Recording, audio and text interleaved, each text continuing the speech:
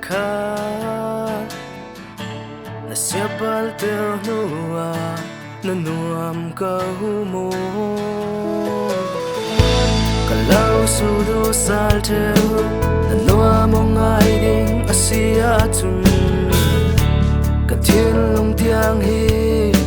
por swagin la manlo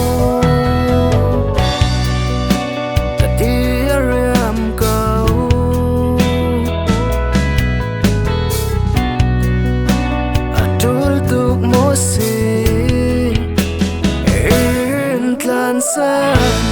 Bumnak Hmel môi cây rắc sumi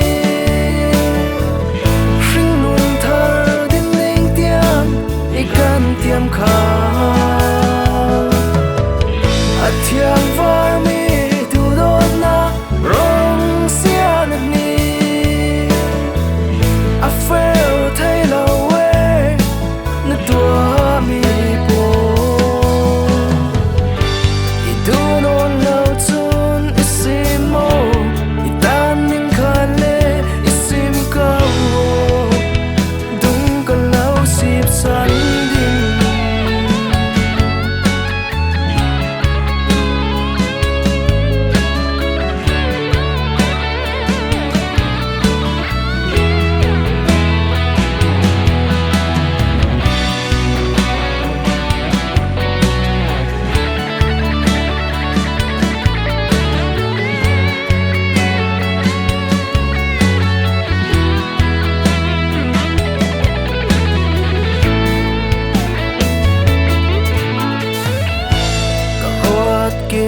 salteu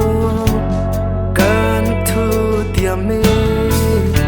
na rak ngai sak ta lao kan du dot na